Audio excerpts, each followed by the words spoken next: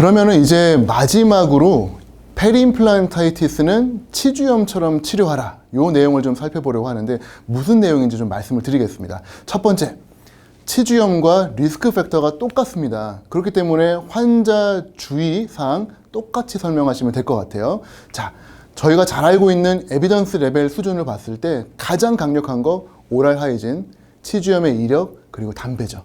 요 세 가지가 치주염이나 페리임플란타이티스나 비슷하고요. 제한적인 것들이 당뇨 내지는 음주, 그 다음에 마지막으로 아직까지 명확하진 않습니다만 유전적인 부분이나 임플란트 표면, 이러한 것들이 리스크 팩터로 알려져 있어요. 자, 보시면은 환자분들 중에 이런 분들 많으시죠. 칫솔질 안 하십니다. 그리고 특히 치석이 많이 생기는 분들도 계시고요.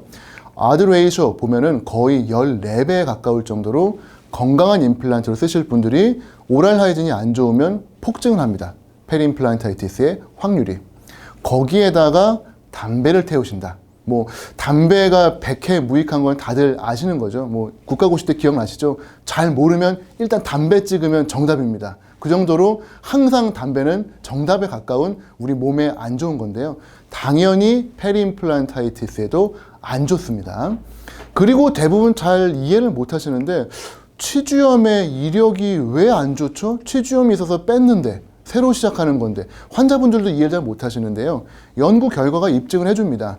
예전에 치주염의 병력이 있었던 분, 외상이나 충치로 뺀 사람이 아니라 치주염으로 빼신 분일 경우에는 거의 6, 7배 그 정도로 많은, 아드레이쇼 상으로는 3, 4배 정도 더 높은 페리임플란타이티스의 확률을 보이고 있죠. 임플란트의 수명 또한 짧아집니다. 치주염이 없었던 분보다 치주염이 있었던 분들은 점점 더 임플란트 수명이 짧아지는 걸 보실 수가 있어요. 자, 중요한 겁니다. 여기서 메모해 주세요. 예전에 치주염으로 발치를 하셨어요. 자, 임플란트 이제 심어야 됩니다. 그때 반드시 주변을 한번 둘러보세요. 프로빙을 쭉 하시고요. 레지듀얼 포켓, 잔존 치주낭이 5mm 이상 존재하는 부위가 있다라고 하면은 새로 심은 임플란트에 페리임플란타이티스가 생길 확률이 현저히 높아집니다. 그때는 반드시 딜레이 하거나 아니면 일단 심고 덮어 놓으신 다음에 치주염 치료를 먼저 하시고 그 다음에 구강 내에 노출하라는 것이 많은 학자들의 권장 사항이에요. 절대로 치주염을 해소하지 않은 상태에서 진행하시면 위험할 수 있습니다. 영국의 도너스 교수님께서는 페리오 2000이라고 하는 아주 강력한 임팩트 팩터를 갖고 있는 논문에 빨간 신호등, 노란 신호등, 초록 신호등 기준으로 이 임플란트를 지금 심을 것인지, 지연할 것인지, 심지 않을 것인지 뭐 이렇게 권장사항을 했습니다만 뭐 대한민국 상황에서 심지 않을 상황은 없죠. 다 심어야죠. 그렇기 때문에 결국은 다 심어야 되는데 항상 마음의 준비는 하라는 뜻입니다. 자, 만에 하나 생겼어요. 생기면 안 되지만 환자분이 페리임플란타이티스가 생겼습니다. 어떻게 접근할까요? 치주염 치료랑 비슷할 수밖에 없습니다. 물론 많은 학자들이 제안은 했어요. 랑이라고 하는 유명한 치주의 대가 교수님이 프루빙 뎁스와 BOP 그리고 본로스를 기준으로 시스트, Cumulative Interceptive Supportive Therapy라고 하는 되게 멋있는 이름을 가지고 이 알고리즘을 주셨습니다. 프로빙 해보시고요.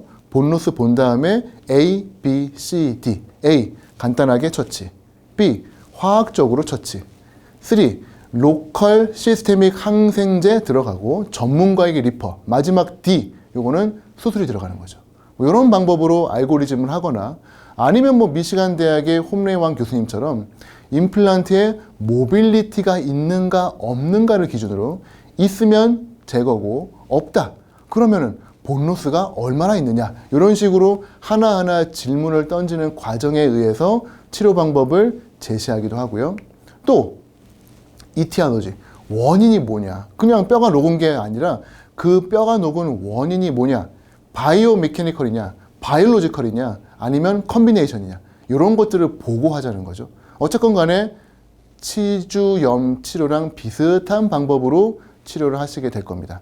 뭐 워낙 치주염에 대해서는 많은 강의를 들으셨기 때문에 그 부분을 자세하게 들어가지는 않을 거고요. 간단한 제목과 케이스 위주로 한번 살펴보도록 하겠습니다. 첫 번째, 치주염 치료가 두 개로 나뉘는 건 다들 아시죠? 비외과적 치료, 그리고 피를 보는 관혈적 서지컬 치료, 이 두 가지입니다. 넌 서지컬, 비외과적은 또 다시 두 개로 나뉘죠. 첫 번째는 기계적 치료, 흔히 말하는 SRP입니다. 스케일링과 루트 플레이닝.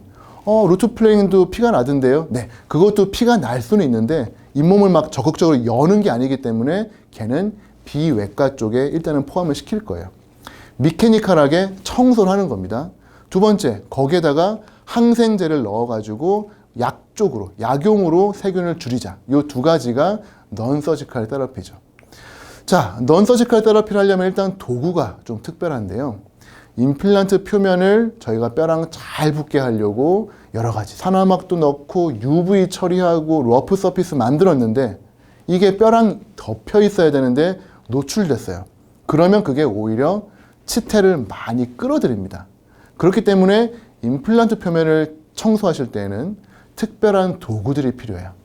플라스틱, 타이타늄 큐렛, 캐핑이 되어 있는 울트라소닉 스케일러, 아니면 카퍼가 들어가 있어서 조금 강도가 떨어지는 그러한 스케일러, 아니면 에어 파우더가 들어가 있는 팔리셔 등등의 도구들. 지금 사진에 보여드린 것처럼 특별한 타이타늄 큐렛, 카퍼가 들어가 있는 큐렛 다 좋아요. 근데 해보시면 아시겠지만 요거 큐렛 가지고 돌아가면서 닦기 진짜 어렵습니다. 그래서 저는 뭘로 하느냐? 사실 저는 이 큐렛을 잘 쓰진 않고요. 울트라소닉으로 그냥 해결해요. 울트라소닉 중에 캡이 씌워져 있는 것도 있고요. 카퍼 소재가 들어가 있는 것도 있고요. 임플란트용으로 이제 되게 힘이 없는 그런 스케일러도 있어요. 그래서 보면은 이게 닦이는 건가 싶을 정도로 좀 약합니다만 임플란트 표면에는 훨씬 더 안전하죠. 저희가 약 거의 한 8년쯤 전에 연구를 진행한 적이 있었습니다. 임플란트 일반 표면과 카퍼가 들어가 있는 스케일러, 그리고 기존의 스케일러를 가지고 한번 청소를 해봤더니 미세현미경에서 스크래치가 어마어마하게 생기는 걸 본 적이 있어요. 그래서 이제 그 이후에는 일반 스케일러는 조금 조심하게 됐죠. 아예 본격적으로 나는 그냥 표면을 다 갈아버릴 거야 하시는 분들도 계세요. 그런 분들은 타이타늄 브러쉬라든지 아이 브러쉬라든지 아니면 진지 브러쉬라든지 이런 거 이용해가지고 표면 그냥 뽀덕뽀덕 닦으시는 것도 방법이 되겠습니다만 최근 들어서 많은 트렌드가 넘어가고 있는 거는 바로 에어 파우더 쪽이에요. 표면 손상을 최소화하면서 접근도 편하고 치료도 간단하죠. 유일한 단점이라고 하면 요 파우더를 계속 이제 좀 교체를 해줘야 되는데 몇 년 전까지만 해도 글라이신 소재를 많이 썼었는데요. 요게 이제 pH의 문제도 좀 있고 그렇기 때문에 최근 들어서는 이제 설탕 소재인 에리트리톨 뭐라고 하는 여러 가지 단맛이 나는 그런 소재들로 조금씩 바뀌고 있습니다. 어쨌건 간에 요걸 가지고 쫙 마모시키면서 세균들을 조금 청소하시면 도움이 되실 것 같고요. 혹시라도 나는 이게 있다. 뭐죠? 레이저. 비싸죠. 비싼 레이저인데 임플란트 표면 소재할 때 좋다고는 해요. 근데 제가 알기로는 가격이 꽤 되거든요. 그래서 이 레이저 연구 진짜 많이 한 독일의 슈바르츠 교수님이 농담처럼 그 이야기를 합니다. 이 레이저 한 대를 살 가격이면은 수십만 개의 코튼 펠렛을 살 수 있다. 나는 차라리 그걸로 뽀덕뽀덕 닦는 것도 나쁘지 않다라고 본다라는데 사진에 보시는 저 코튼 펠렛 셀라인 묻혀가지고 뽀덕뽀덕 닦는 거예요. 우리 집에서 맨날 하시죠. 설거지 하듯이 표면을 닦는 겁니다. 근데 놀랍게도 이 슈바르츠가 연구를 직접 해보시니까 결과가 레이저랑 비등비등 나온 거예요. ER 약 레이저에다가 임플란트 표면 처치한 거랑 그 다음에 CPS 뭐냐면 큐렛 이후에 코튼 펠렛 셀라인 묻혀서 뽀독뽀독 설거지한 거 비교해 보니까 두 개가 비슷한 거예요. 그래서 커튼 펠렛으로 열심히 닦는 것 또한 만약 하나 레이저가 없으시다면 좋은 방법이라고 생각이 됩니다. 자, 깨끗하게 기계적인 처리했어요. 하지만 우리 눈에는 잘 안 보이는 그러한 세균들이 분명히 있겠죠. 그렇기 때문에 마지막으로는 이 부분을 빼놓을 수가 없습니다. 엔티 마이크로비얼 테라피, 즉 항생제인데요. 가장 많은 분들이 쓰시는 거는 클로르헥시딘 가글 같은 걸 많이 쓰실 거예요. 왜냐하면 먹는 건 좀 불안하니까. 그래서 이제 가글을 시키는데 아직까지는 에비던스 레벨이 그렇게 높지는 않습니다. 페리임플란타이티스 할 때 클로렉신을 써도 되는지, 효과가 있는지, 또 실제로 썰커스 내부나 임플란트 표면에 그게 들어갔을 때 과연 안전한가, 이러한 부분에 대해서는 조금 의아한 부분이 있기 때문에 클로렉시딘 젤 내지는 가글 같은 경우는 논문에 언급은 되어 있습니다만 개인적으로는 잘 쓰지 않고요. 아니면 오히려 극단적으로 시스테마틱 엔티바이오틱 쓸 수 있죠. 저희 흔히 말하는 여러 가지 항생제를 조합해 가지고 쓰는 건데, 특히 비염기성 세균 잡을 때 쓰는 메트로니다졸까지 섞어 가지고 쓰시면은 뭐 3일에서 최고 한 10일까지 드시면은 좋은 도움이 된다고 하는데, 한국 분들이 항생제를 드시는 걸 좋아는 합니다만 글쎄요, 이게 항생제 오남용의 문제가 분명히 있기 때문에 페리임플란타이티스 뿐만이 아니라 치주염, 치주 앱세스에도 저는 아주 즐겨 쓰고 있습니다만 바로 국소 로컬 엔티바이오틱이에요. 뭐 회사로는 전 세계적으로 여러 가지 회사가 있습니다만 개인적으로는 제가 국내에서 쓰는 제품이 있습니다. 많은 선생님들이 저한테 많이 물어보세요. 그런 거 문제 생겼을 때 어떻게 쓰세요? 라고 해서 오늘 제가 하나 샘플을 가지고 나왔습니다. 제가 회사명을 말씀드릴 수는 없습니다만 이 제품 같은 경우는 흔히 환자분들이 뭐라고 기억을 하고 있냐면 노란 주사라고 기억을 하고 있어요. 보시면은 꺼내서 봤을 때 실제로 노란색입니다. 노란색의 주사로 되어 있고요. 일회용입니다. 요거 이제 여러 환자한테 배분하시면 좀 위험할 수 있고요. 요거는 일회용으로 환자 한 명에게 제한적으로 쓰시면 좋겠습니다. 앞에 있는 캡을 제거를 하시고요. 요게 이제 요 얇은 썰커스 내에 들어가는 0.5mm 정도의 두께예요. 요거를 환자 썰커스를 따라서 쭉 넣으시면서 요거를 이제 마치 주사 놓듯이 쭉 짜 넣으시면 되는데, 이게 약간의 클리니컬 팁입니다만 살살 넣으면 환자분들이 별로 안 아파하세요. 그러면은 약간 좀 만족감이 떨어지시는 것 같아서 조금 아프라고, 저희 원래 엉덩이 주사도 좀 아파야 막 주사를 맞았구나 그런 게 있잖아요. 그래서 저도 넣을 때 조금 세게 넣습니다. 그러면 또 잘 들어가기도 하고 많이 빨리 넣을 수 있죠. 그래서 부위에다 쭉 넣어주세요. 혹시라도 다른 부위의 임플란트에 건강한 부위가 있다, 저는 거기도 넣습니다. 거긴 멀쩡한데 왜 넣어요? 임플란트 메인터넌스에 써 있어 여러 가지 레커멘드가 있는데 주기적인 로컬 엔티바이오틱 주입도 분명히 논문 중에 하나예요. 그래서 잘 됐다, 남는 거 어차피 버리긴 아까운데 염증 난 부분도 넣고 건강한 부분에도 넣어드리자 라고 해서 저는 여러모로 아주 유용하게 잘 쓰고 있습니다. 대개 일주일 정도면은 해소가 되시고요. 특히 저희 연구에 따르면은 요 잇몸 안에 남아있는, 썰커스 안에 남아있는 미노사이클린의 요 성분이 최고 2주 이상 가기 때문에 크게 걱정하지 마시고 국소적으로 도포하시고 기다리시면 됩니다.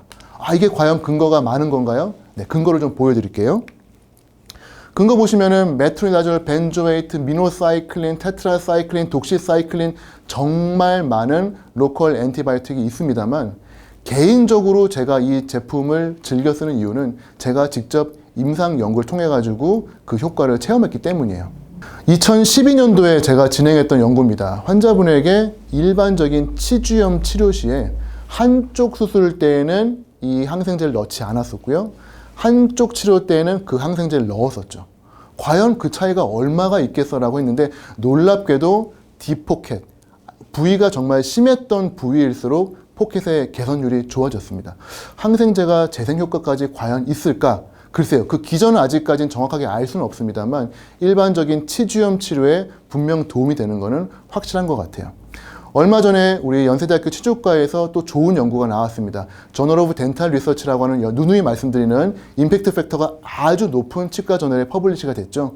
플라시브 페리오클린과 실제 액티브한 페리오클린을 넣었을 때 페리임플란타이티스 부분에 있어서 훨씬 월등하게 좋은 포켓 뎁스 개선 그리고 재생률을 보였다라고 나와 있기 때문에 이런 어떤 재료에 대한 확신을 가지고 임상적으로 많이 사용을 하고 있습니다.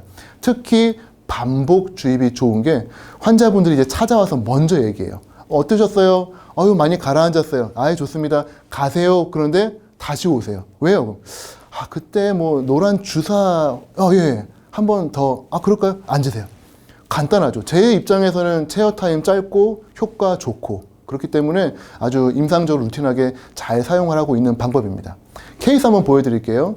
똑같은 상황이에요. 전치부 임플란트 심었고 전혀 문제 없었습니다. 어느 날 갑자기 그냥 몸이 피곤했어요. 왜요? 등산 갔다 왔는데요. 그 이후에 잇몸이 부었어요. 모르겠습니다. 세균일 수도 있고 안에 있는 세멘트일 수도 있는데 어쨌건 안정화되어 있다가 시한폭탄처럼 트리거가 생긴 거예요. 등산. 이게 문제가 된 거죠. 아, 그래요? 빨리 열고 치료할까요? 아니에요. 전치부잖아요. 어떻게 판막을 열겠어요? 이럴 때 그냥 앉으세요. 제가 오늘 약을 좀 넣어드리겠습니다 하고 노란 주사 좀 세게 꽉 넣어주시면 아파요. 그렇죠? 하지만 거즈 물고 집에 가시면서 오늘 뭔가 잘 치료받았는데 그러면서 간 다음에 놀랍게도 2, 3주 뒤에 내원하시면은 아주 심플하게 염증이 해소된 거를 보실 수가 있습니다. 물론 이걸로 해결이 안 된다. 그러면 이제 수술로 넘어가셔야 되죠. 자, 수술 2가지 방법이 있습니다. 치주염이랑 똑같아요. 삭제형 수술이 있고요. 재생형 수술이 있습니다. 삭제형 수술은 말 그대로 그냥 잘라버리는 거예요. 임플란트 보일 텐데요. 네, 보여도 뭐 어쩔 수 없어요. 그냥 노출시키고 칫솔로 닦으면 되니까. 그래서 전치부에 쓰기엔 조금 불안한 부분입니다. 전치부라면 당연히 재생치료해야 되죠. 녹아있는 뼈, 그리고 녹아있는 연조직 재생해가지고 재생치료하는 건데 말씀드리겠습니다만 결과가 썩 좋지는 않아요. 그거 재생률, 결과를 높이는 방법, 꿀팁 곧 소개해드리겠습니다. 임플란트 부분에 생긴 문제, 리젝티브, 삭제형이냐 재생형이냐 2가지 결론으로 갈 건데 제일 중요한 거, 저는 요걸 기준으로 합니다. 뭘까요? 뭘 기준으로 볼까요? 그날의 오늘 운세? 환자분과의 레포? 그날 몇 신지에 따라서? 저는 디펙트의 쉐입을 봅니다. 디펙트가 뼈가 찰 수 있는 부위다. 그러면은 이거는 재생치료 하셔도 돼요. 근데 뼈가 찰 수 없는 부위다? 재생치료 했을 때 큰 의미는 없습니다. 이거는 좀 치사할 수 있죠. 과외 선생님인데 약간 공부 잘할 것 같은 애만 골라서 과외하면 그게 뭐가 유명한 과외 선생님이에요. 하지만 그런 애를 볼 수 있는 눈이 있다는 거, 그게 대단한 거거든요. 임플란트 주변의 디펙트 쉐입을 보고 이게 재생이 될 놈인지 안 될 놈인지가 보이셔야 됩니다. 자, 그래서 디펙트 쉐입 중에서 슈바르츠가 했던 많은 분류가 있는데 하지 말아야 될 것, 클래스 2. 수평적으로 완전 다 가라앉았어요. 이런 애들은 정말 어렵습니다. 이거는 진짜 글쎄요, 쉽지 않을 거예요. 그래서 클래스 2는 제가 보기에는 별로 권해드리고 싶지 않고요. 가장 좋은 거, 그러니까 얘는 학교에만 가면 시험 잘 볼 그런 애, 이런 애 과외해야 되죠. 클래스 1E입니다. 서컴퍼렌셜, 임플란트 주변이 있고요. 주변으로 뼈가 동그랗게 녹았고 벽이 있어요. 거기에다가는 정말 속된 말로 아무거나 채워도 뼈로 찰 수밖에 없습니다. 그렇기 때문에 클래스 1E 강추드리는데요. 그러면 그냥 막 채워넣으면 되나요? 안 되죠. 당연히 임플란트 표면을 깨끗하게 만들어 주셔야 리오세인티그레이션, 다시 뼈가 붙는 거를 기대할 수가 있어요. 그래서 결국은 아까 전으로 돌아갑니다. 임플란트 표면 어떻게 처치할 거냐? 제일 좋은 거 에어 파우더 있으면 제일 좋죠. 레이저 있으면 더 좋고요. 그것도 없으면 CPS, 설거지 하자는 겁니다. 커튼 펠렛 텔레에 묻힌 다음에 뽀독뽀독 닦자는 거예요. 만에 하나 사이트릭 애시드나 테트라사이클린 쓰고 싶으시면 쓰세요. 하지만 근거는 많지 않다는 거 꼭 명심하시고요. 그래도 최선을 다해서 해주시면은 안 해주시는 것보다는 좋겠죠. 자, 이 경우는 클래스 2입니다. 뼈가 수평으로 주저앉았어요. 뼈 재생 잘 안 돼요. 이런 경우는 그냥 깨끗하게 청소해 주시고 임플란트 비쳐 보일 거예요 라고 미리 경고 같은 경고를 해주셔야 됩니다. 왜냐하면 한 달 뒤에는 잘 안 보여요. 잘 덮여서 잘 된 것 같습니다만 1년, 2년 지나면은 그 포켓이 리덕션, 안정화가 되면서 임플란트 아래에 있는 어버트먼트, 심지어는 픽스처가 이렇게 보이기도 해요. 흉하죠. 네, 아무래도 흉한데 환자분들한테 빼실래요? 좀 더 쓰실래요? 그렇게 반드시 물어보시고 한 결과이기 때문에 이 경우에는 크게 문제 없이 환자분이 용납하실 것 같습니다. 자, 이렇게 해서 리젝티브로 가거나 아니면은 페리임플란타이티스를 다시 원점으로 돌리는 재생수술. 어렵긴 합니다만 보람이 있어요. 근데 일단 궁금하신 거는 임플란트 표면에 한번 탈이 났는데 거기에 뼈가 또 붙습니까? 네, 100%는 아니에요. 하지만 최근 들어서 나오는 많은 연구들, 특히 스웨덴에 있는 린데 교수님 등의 연구들, 그리고 슈바르츠 등의 연구를 따르면은 한 번 노출됐던 임플란트 표면입니다만 잘만 재처리가 된다면은 꽤 높은 수준으로 뼈가 찰 수도 있다라고 하기 때문에 희망을 갖고 재생치료를 하자는 거죠. 환자분이 오셨는데요. 임플란트가 앞에 거는 완전 탈났어요. 뒤에 거는 지금 위에 크라운만 다시 하면 됩니다. 어떻게 하시겠어요? 하나 빼고 새로 심고 쓰시나요? 아니면 두 개 다 빼시나요? 아니면 그냥 뭐 틀니로 가시나요? 저 같은 경우는 일단 열어봅니다. 왜? 디펙트를 보셔야 돼요. 디펙트의 컨피규레이션이 뼈가 찰 디펙트다. 그러면 한다는 거죠. 지금 버컬 쪽에서 보니까 익스터널 타입이고 해서 아주 많이 찰 것 같지는 않습니다만 다행히도 위에서 보니까 클래스 1E로 볼 수 있어요. 메지알, 디스탈, 링구알 쪽이 월이 있습니다. 이런 경우에는 땡큐예요. 이런 경우에는 뼈 잘 채워 넣고요. 뭐 필요한 경우에는 멤브레인 덮으시고 잘 덮어주신 다음에 한 2달 정도 있다가 재평가할게요 라고 해서 크라운 없이 지내세요. 그리고 나서 2달 뒤에 오시면은 놀랍게도 꽤 많은 경우 임플란트가 안정화가 됩니다. 그리고 나서 옛날 보철물 그대로 연결하면 다시 원점으로 가는 거예요. 그래서 저 같은 경우는 이때에는 꼭 크라운을 다시 만들어줍니다. 뭔가 원인이 크라운에 있었을 수도 있기 때문이죠. 아까 제가 말씀드린 프라움 교수님의 되게 재밌는 사례인데요. 프라움 교수님이 이발사라고 한번 가정을 해볼게요. 이발소를 열었습니다. 자, 우리 이발소는 20달러예요. 약 한 2만 원 정도 하는 거죠. 20달러에 머리를 깎습니다라고 자랑을 하고 있는데 어느 날 앞에 이발소 하나 더 생겼는데 얘네들이 10달러에 한대요. 절반 가격이잖아요. 손님들이 다 글로 가버렸어요. 망했구나. 나도 그럼 낮춰야 되나? 라고 하는 시점에 이상하게 1명, 2명 다시 손님들이 돌아오는 거예요. 그러면서 새로운 아이디어가 떠오릅니다. 프라움 교수님이 큰 간판을 내걸었어요. 앞집에서 망친 머리 고치는데 100불. 이런 식으로 하는 거죠. 무슨 말씀인지 알겠죠? 임플란트를 하다가 탈이 나는 경우 이거 고치는 게 오히려 돈이 더 많이 들고 힘든 거예요. 그렇기 때문에 나름대로 좁은 시장이긴 합니다만 이거를 하실 수 있다고 한다면은 환자분들한테 꽤 좋은 어떤 선물이 될 수 있지 않나 생각을 합니다. 많은 연구들은 없습니다만 프라움 교수님을 주축으로 해서 임플란트, 탈난 임플란트를 치료해서 살리는 분들이 계세요. 케이스 한번 보시면은 근거가 조금 부족할 수 있습니다만 다 넣어요. 프라움 교수님의 비결 다 넣습니다. 자, 일단 열고요. 표면 깨끗하게 하고 본그래프트예요. 그 다음에 페리오클린 넣고요. 엠도게인 넣고요. PDGF라고 하는 되게 좋은 성장인자 넣고요. 멤브레인 넣어요. 그리고 연조직 이식까지 해요. 이거 못 살리면 이상한 거죠. 하지만 어쨌건 간에 앞에서 망친 머리 고치는데 얼마? 100불. 이렇게 해가지고 했더니 보세요. 지금 6년 넘게 뼈가 짱짱하게 유지가 잘 되고 있죠.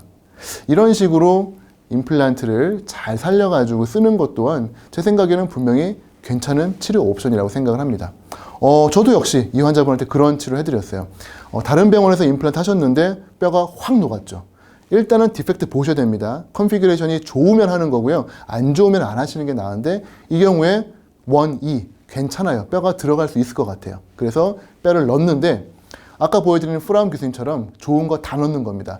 본그래프트에다가 엠도게인이라고 하는 성장인자까지 섞어서 넣어요. 이게 가능해요? 가능합니다. 임플란트가 구강 내에서 기능한 지 3개월이 지나면은 그때부터는 자연치아로 간주가 되기 때문에 치조골 이식술, 보험 치료가 돼요. 그래서 이 골이식과 엠도게인을 해가지고 임플란트 주변에다가 넣습니다. 이때 저 같은 경우는 본그래프트랑 엠도게인을 잘 믹스해가지고 약간 눅진눅진하게 찰흙처럼 만들어서 그렇게 적용을 하는데 적용이 꽤 쉽습니다. 예쁘게 잘 들어갔죠. 원하신 경우에는 추가적으로 멤브레인 넣어가지고 아예 GTR로 수납 내리셔도 될 것 같아요. 어쨌건 이렇게 해서 수처하면 끝이죠. 물론 이상적인 경우에는 크라운을 좀 제거하시면 좋겠습니다만 다른 병원에 사셨다거나 손대기가 좀 어려운 경우에는 그냥 두셔도 나쁘지 않게 본그래프트가 잘 재생이 됩니다. 물론 결론은 몰라요. 저게 100% 뼈가 다시 붙느냐? 그거는 조직으로 봐야 되는데 그런 연구는 아직 많지가 않습니다. 따라서 엑스레이 상으로는 일단 뼈가 찼죠. 그래서 요거를 리오세오인테그션이라고 부르기보다는 저희가 그냥 본필, 레디오그래픽 본필이라고 표현하는데 방사선에서 뼈가 찼네요 라고 표현을 하고 있습니다. 우리나라의 박종문 교수님도 이런 연구를 하셔가지고 메디슨이라고 하는 저널에 퍼블리시 하셨었죠. 임플란트 부분에 탈이 났었는데 이 부분에 엠도게인과 본그래프트 같이 섞어가지고 재생치료 시행하셔가지고 잘 쓰신 케이스가 얼마 전에 보고가 됐습니다. 이외에도 비슷한 케이스인데요. 이 환자분 같은 경우는 공보이 시절에 다른 선생님이 임플란트 심어줬었대요. 근데 보시면은 페리임플란타이티스가 좀 심하게 와 있죠. 그래서 열어보니까 요거는 그냥 치주염의 문제라기보다는 약간 미숙한 이유로 임플란트가 좀 팔라탈로 치우쳤던 것 같아요. 거기에다가 크라운이 좀 너무 오버 컨투어가 돼 있죠. 그래서 크라운을 좀 제거해 보니까 보시는 것처럼 임플란트가 좀 팔라탈로 치우쳐져 있습니다. 고민했어요. 크라운 자체가 약간 버선처럼 생겨 있으니까 이게 분명히 오랄 하이진이 안 될 것 같아서 고민하고 말씀드려서 그냥 제거를 했습니다.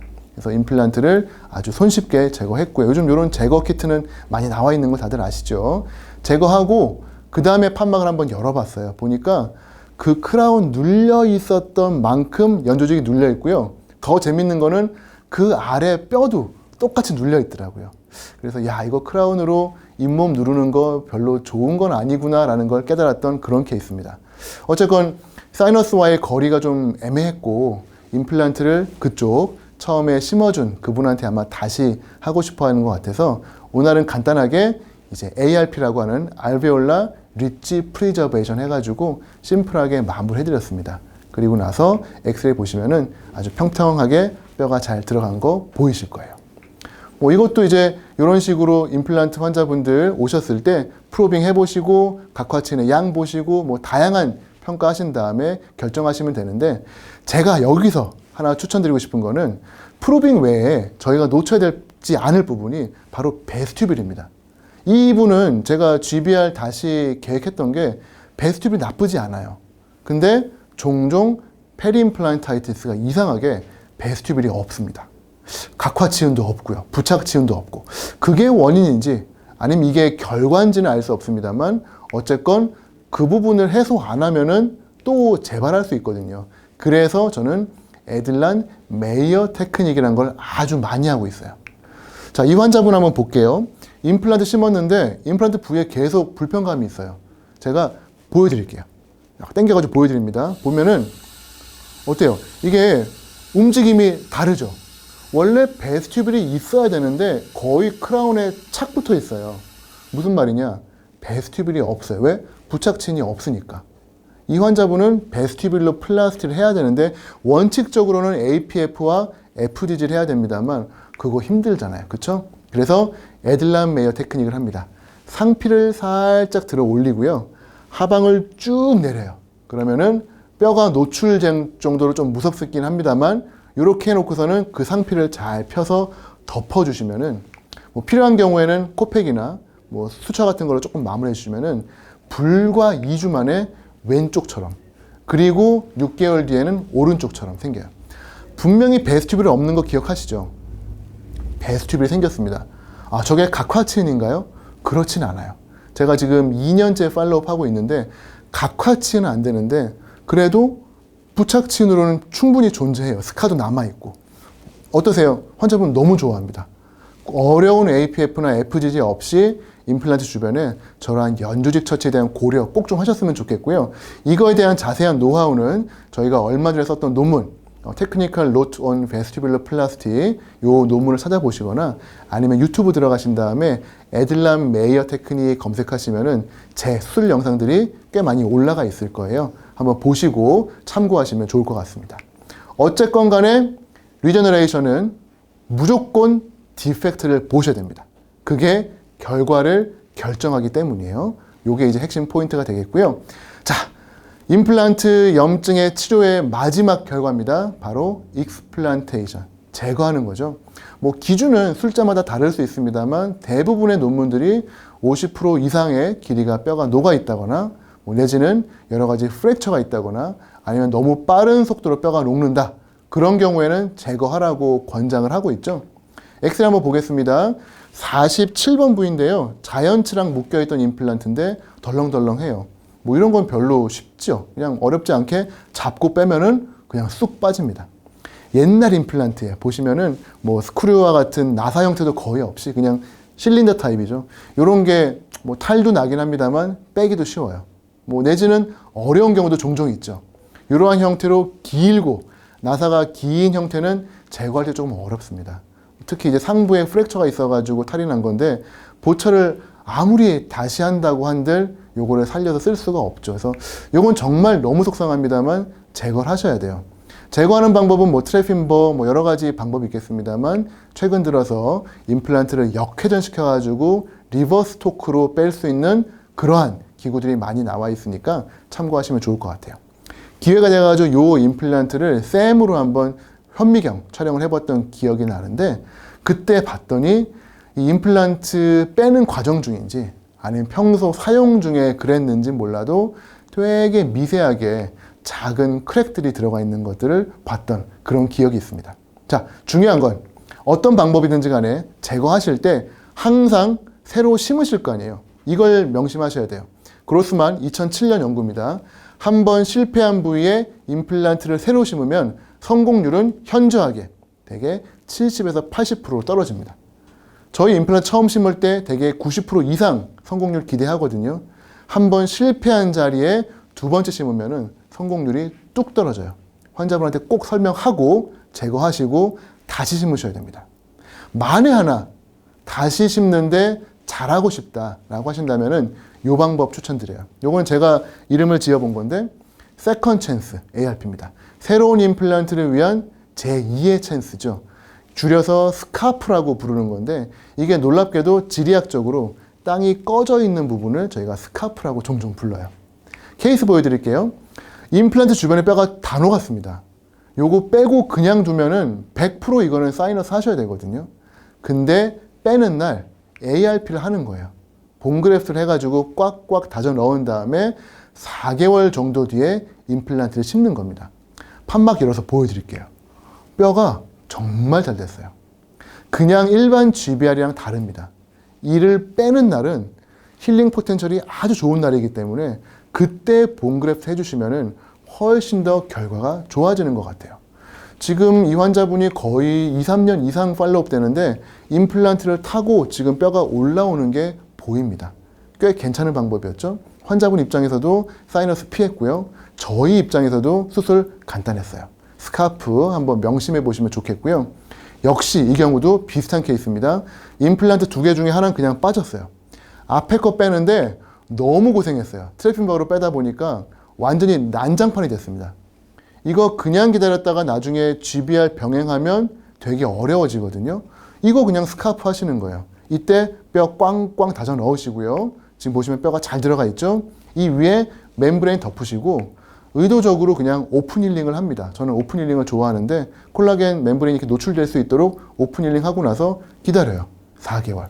그리고 나서 내원시키면은 오픈 힐링 된 만큼 각화치은 잘 만들어져 있고요. 잇몸 열어보면 아마 깜짝 놀라실 거예요.